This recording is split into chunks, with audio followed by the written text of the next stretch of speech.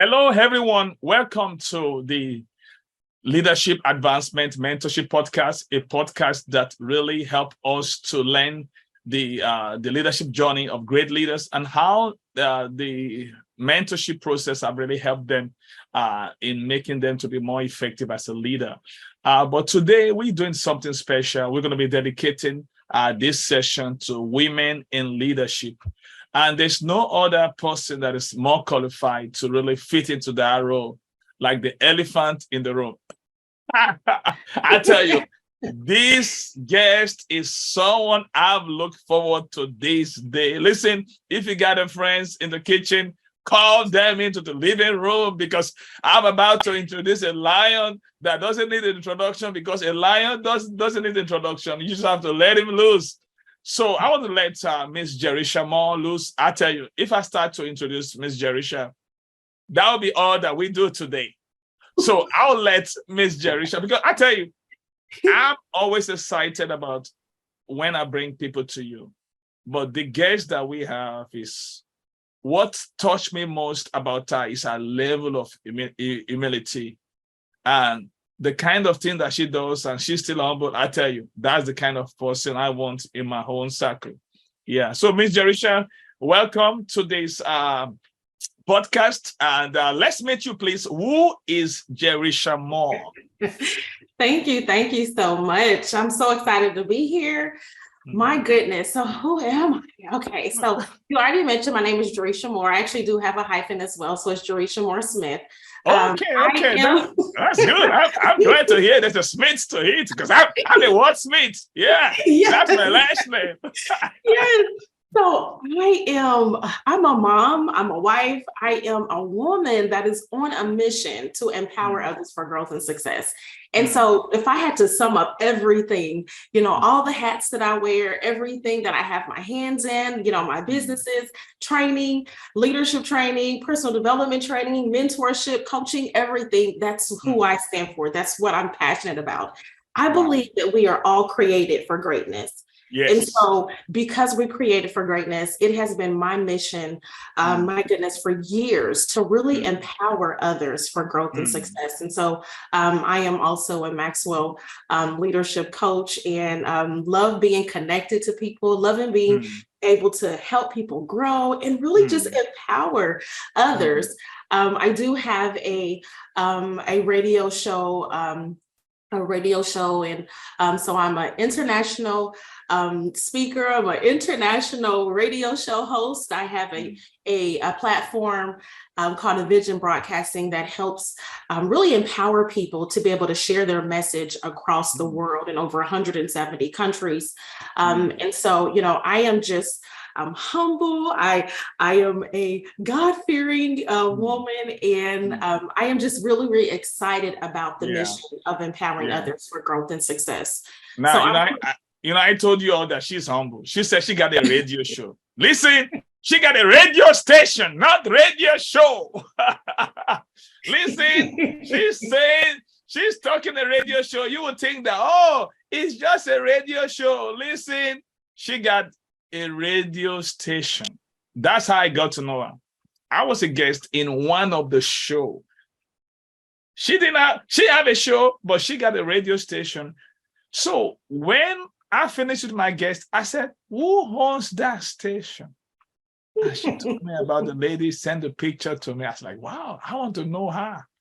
You see, that's humility, I tell you. And they reach out to 170 nations and Vision Broadcast. Listen, I listen to that radios. I love the music. Oh, wow. It's so beautiful. And I was really interested. Now, like I said, because we are focused on women and leadership, I want to ask Ms. Jaresha, how does it feel to be a woman, and to be in leadership? How does it feel to have that? Absolutely. So it's exciting to me because of the fact that, and I'm going to mention how, John Maxwell says that, leaders are those that have influence. And so when I recognized that, years back, it became very important to me to be a leader, to be able to help others, grow, and no matter where I was. So whether it was in corporate at the time or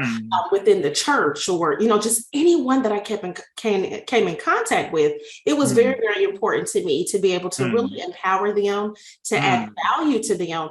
And so I'll tell you that although sometimes when we wear those hats, it can be a challenge, but it is a very rewarding experience knowing that you're adding value to other people, knowing that you're letting your light shine and being able to unleash your own greatness and be able to help people along the way. So it's truly a rewarding experience as we wear, the leadership hat in so many different areas of our lives, whether it be business, personal, as well. It's very, very rewarding. But of course, we know it doesn't come without its challenges as well. Yeah. And that's based my next question, because you just read my mind. So what are the challenges of being a woman in leadership? What are the challenges? Oh my goodness. How much time do we have? Come on, y'all. Listen, we like I said, I told you this is a series. So this is the first one. I know where we're going with this, but we just having like a little taste. We want to put a salt in people's mouth so that they can come back for Miss Jaresha, because this is Miss Jaresha Moore Part 1. Absolutely. Yes. That is such a great question, because it makes me think of a quote that is by Maya Angelou that says, "You can only become great at the thing you're willing to sacrifice for." Wow. And so what I'll tell you is that along my journey of leadership, again, whether it's, leading my children as a mom, being in, the corporate world, or within my business, it has come with so many different challenges, so many different obstacles. But to me, that Maya Angelou quote really speaks volumes, because it's all about the importance of dedication and sacrifice in achieving our greatness as leaders. So it reminds us that success doesn't come easy. And on the road to greatness, it's often paved with obstacles and challenges that we have to be willing to overcome. And so when I tell you, my goodness, I'm trying to think of even just, a few different examples, because along the way, when you're leading, there's always going to be obstacles. A lot of times we deal with things within ourselves. And so it's looking at the narrative that we're telling ourselves. Many of us don't even see ourselves as leaders. And I have to go back to how I mentioned that John Maxwell says that leadership is nothing more than influence, nothing more, nothing less. And so we have to begin to see ourselves as leaders. We have to, be willing to not let the fear, the doubts, and the setbacks hold us back from our greatness. And so, it comes with many challenges, as far as how to push forward and, making sure we're continuing to keep. But pushing. As a woman in leadership, can we make it so specific? I know this applies to both men and women, but I just want us to be special. And I know the man won't get mad at me for going in this direction, because my goal is to really, for real, I'm big about women. I love seeing women in leadership. So, and we're working on it. We have a conference coming up, and Miss Jaresha Moore, she's part of the team. She's part of the Women in Leadership League, and the conference is called the Women in Leadership Made for More Conference, coming up September 2nd, from 12 o'clock to 3:30 Eastern Standard Time. And we have great speakers coming up. The link will be at this podcast. But the thing I want to showcase is this, because Miss Jaresha, I mean, like I said, this is not my first time of speaking with her, and the first time I was with her, I said, I just can't get enough of her, because she has one heart, one big caring heart, Heart, but she has many hats, HAT. She was wearing many hats. And those hats are invisible hats. You can see it on her, but she got it. She got it on her. And she was able to function in that role in a very effective way. And I know she will meet up with some some obstacles, challenges that are typical for any women in leadership. But from your own experience, what are the challenges of women in leadership, and how can they overcome these challenges? Thank you. Absolutely. So I have to go back to our ability to recognize our own greatness as women. And I say that because of, no matter what position, what title you have, a lot of times, as women, we deal with those limiting beliefs, those doubts that we may face, which then translates to the different areas within our lives. It translates to our careers. It translates to our personal life.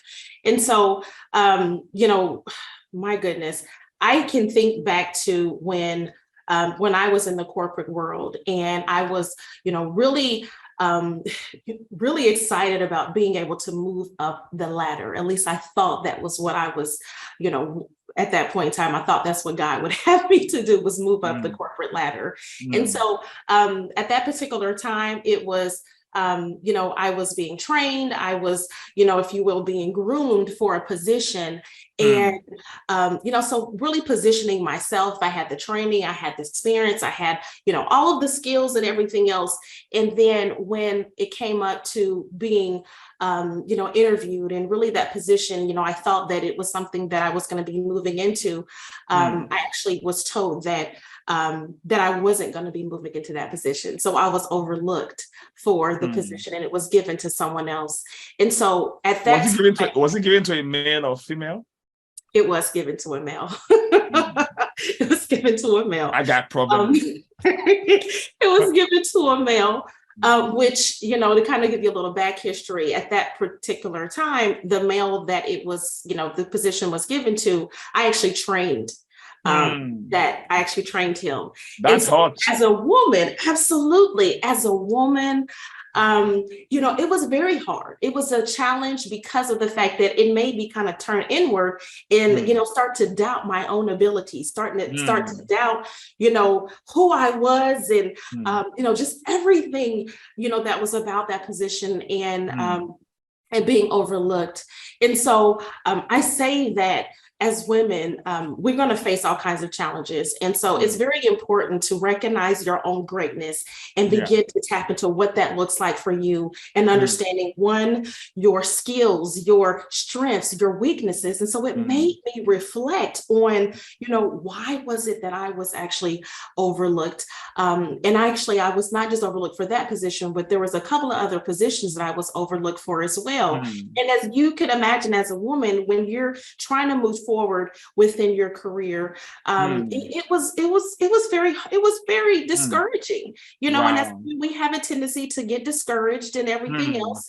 And I have to tell you that if it was not for the training, the knowledge that I had received through the John Maxwell and the Maxwell Leadership Team, with just knowing who I was, what I brought to the table, and understanding that because the fact that I did not get that position, that did not mean that I was not qualified. That did not mean that I wasn't able to, continue to push forward. And so it really made me, look inward at myself. It made me, evaluate my life, evaluate what was going on at that particular time, and understanding, because I'm very spiritual as well, that just because something may not happen for you, that is not a time for us to, give up and just throw in the towel. Yes, that may not have been the position for me. And as I know now that wasn't the position for me. And it wasn't meant for me to move up there. It was meant for me to move out. And so sometimes we have to be willing to understand that. But it was through, again, my John Maxwell training, and just understanding my own greatness, and understanding how growth works, and really, understanding that it's okay. It's okay. We're going to have, failures in life. We're going to have those moments when we're really counting for something to work out, or, really looking forward to something, and it doesn't work out in our favor. And that's not when we need to throw in the towel. That's when we need to double down and say, you know what, this is not it for me. I'm going to continue to push forward. I'm not going to let that doubt, I'm not going to let fear, I'm not going to let that setback hold me back. I'm going to continue to push forward. And so I believe that we all have the power to achieve greatness. We just can't be afraid to take that chance. And that means sometimes it may mean, moving out or looking for another position or whatever that may be. And so today, Absolutely. I just want to That's say, awesome. because But you keep saying, and through your John Maxwell training and all that stuff. Now, the question is, what if there's a woman that is listening to you that they don't have that John Maxwell training that you have?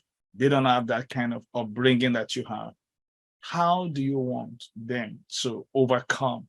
Because to me, I have a question. Why do women have to work harder twice to prove themselves that they are qualified? To me, this is an ongoing situation. We have a time when women cannot vote.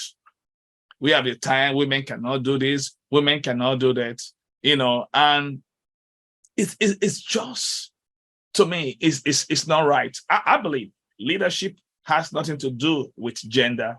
It has to do with the agenda. So please, can you help women? How can women that are, how can they really overcome it? But this thing is why many women are really discouraged, from even thinking about it. Because you have to, first of all, think about something that this thing is for me, for you to even make that bold, move to really accept it. To me, there's so many obstacles. Now, let me just give you a rundown of this thing. It's coming out in my new book called The Area Code, the Servant Leadership. And the acronym for this servant leadership, to be a servant leader, is spelled out as leadership. The L talks about listening to others. The E talks about empathizing with others.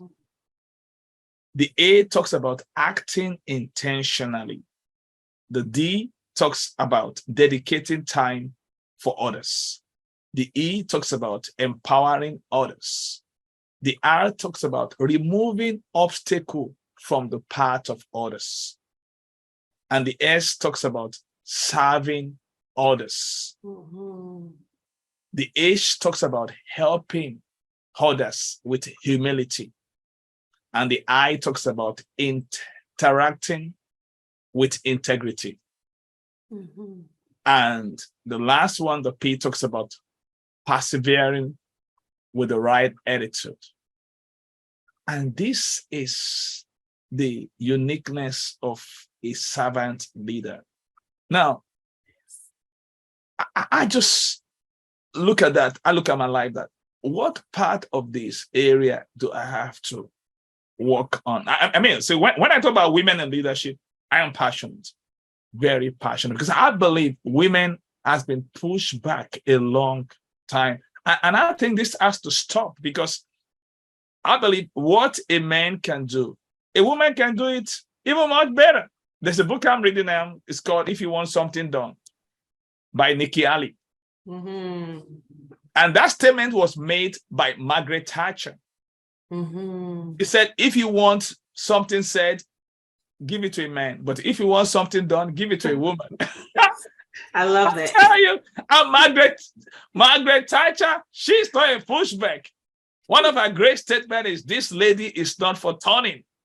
And I believe the lion in every woman need to come alive. This is not has to do with insubordination, and that's not what I'm talking about. We're not talking about women liberation, because I believe women are not in captivity.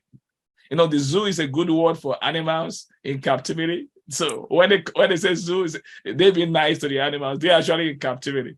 But I believe women are not in captivity, because women can have that understanding. So please, Ms. Jaresha, can you help women in your shoes that have not been through Maxwell training? That really helped you. But how can we help women that have not been through the Maxwell training, or those things that really helped you? So what hack do you have? Absolutely. That's so good, because not only was it the Maxwell training, but also having a mentor and a coach. So, despite the challenges, that I faced, and, we continue to face as women, we have to persevere. And so, and push forward. And so having a mentor and a coach is so vital for for our journey. And it doesn't matter, again, what title you hold, what position. It's important for each and every one of us to have mentors and coaches, and not just one or two. It was through me having several mentors and coaches that I was able to turn to during those times when, I encountered difficulties, to help me, really, make wise decisions, and bounce ideas off of, and just help me understand, like, okay, I want to make sure, I'm understanding this right. And it was through those mentors and coaches that I was able to really leverage their expertise, and so that's why I believe that we should have, mentors and coaches in all the areas of our lives. We have career coaches, business coaches, and everything else, and we have to lean on them during those times. When, we may not understand, or we may, really be dealing with our own limiting belief and our self-doubt that that we're going through because of whatever may be happening within the workplace or within our lives. It's so important to be able to lean on them for support, for empowerment, for advice during that time. And so I would say to anyone out there, you don't have to have training through the Maxwell Leadership. Yes, it helped me, but it wasn't just that. It was having coaches. So the real factor was mentorship. The real factor was mentorship. Yes. That's beautiful. And I like the way you make it plain now, because I don't want some women to lose that connection. I say, well, since they see my background. It's a Maxwell. She's a Maxwell. What if I didn't have money to join Maxwell? But the thing is this: when they now get that clarity, because clarity is power, that they need a mentor. And that's one thing we really emphasize in this podcast, because we talk about 4 things that people need to succeed. And the acronym is LAMP. I'm big about the acronym. I've been rightly accused, and I'm guilty of being a chief acronym specialist. So the thing is this: the LAMP is the acronym for being successful in life. Actually, I got this from Chris Robinson. He didn't call it LAMP. He just shared it. And I like to repackage anything I'm learning in an acronym. I like to make it simple. So when Chris came to my podcast, I said, Chris, I got this from you, but I'm giving it back to you. And other folks said, come on, give it to me. And I gave it to you. So the L is learning. Learning, you have to learn in any field you want to go. You have to learn, not just learning, in-depth learning.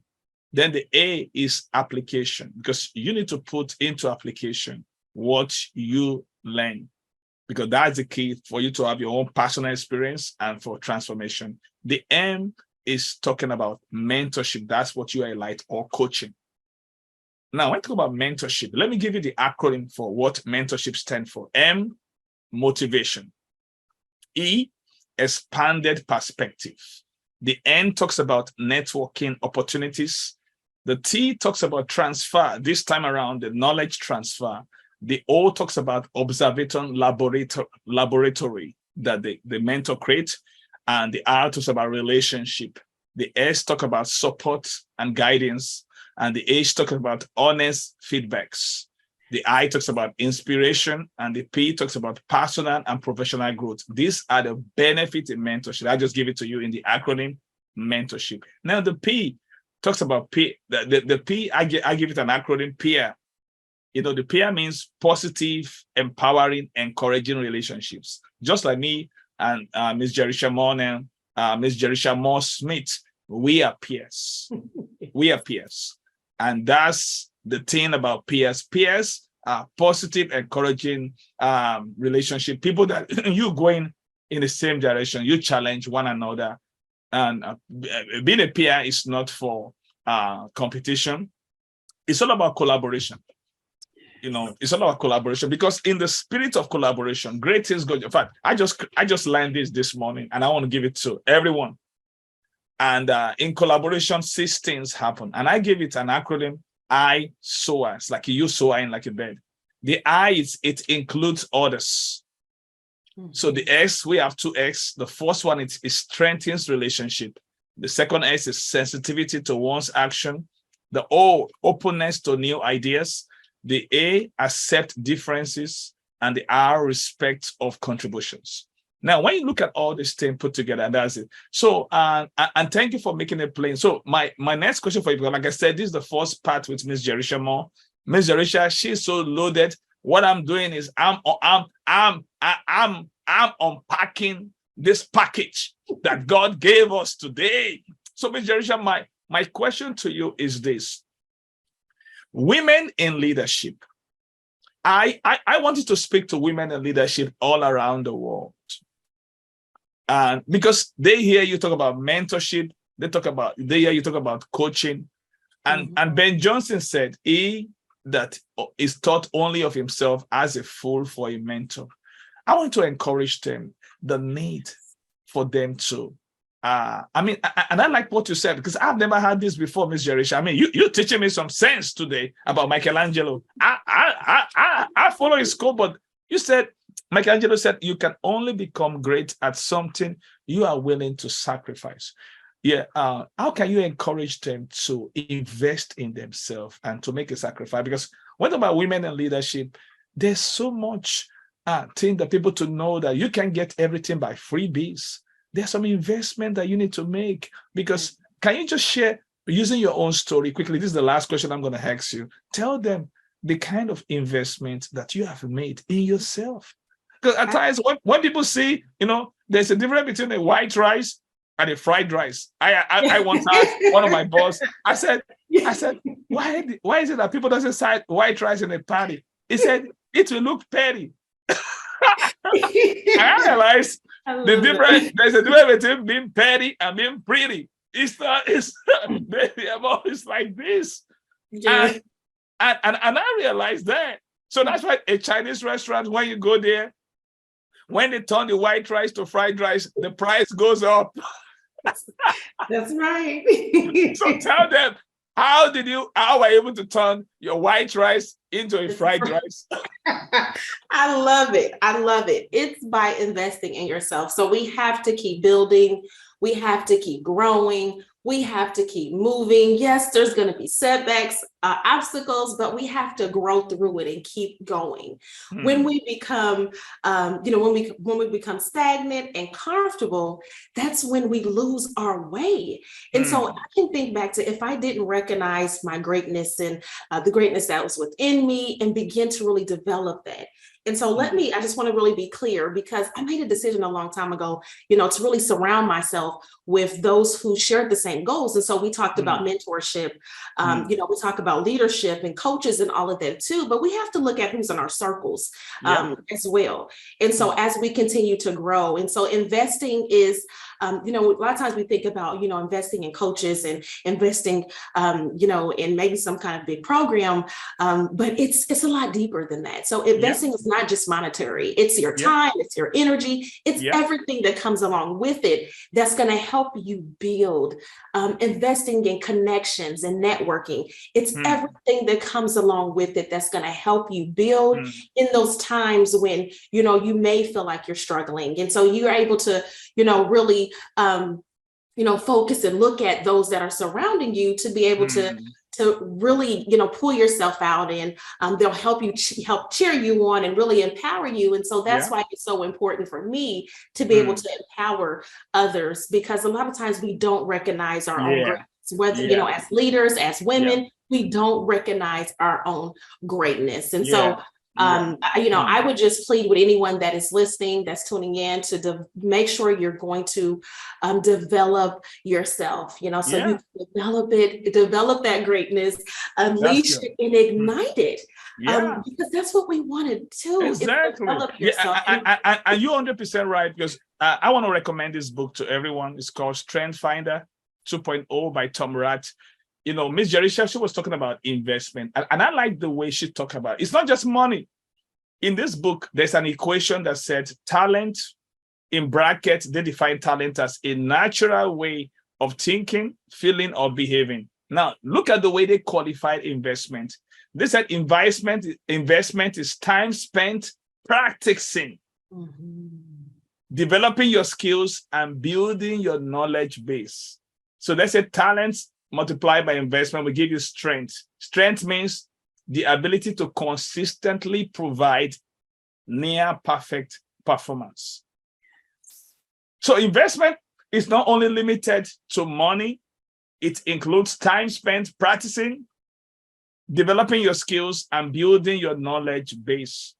It's very important. Like I said, Miss Jaresha, we so appreciate you. Can you just tell people how they can connect with you before we finish? Like I said, this is just the part one. We're bringing you back. Everyone agree with me that you're going to come back because, like I said, we can't get enough of you. So tell people how they can connect with you. Yeah.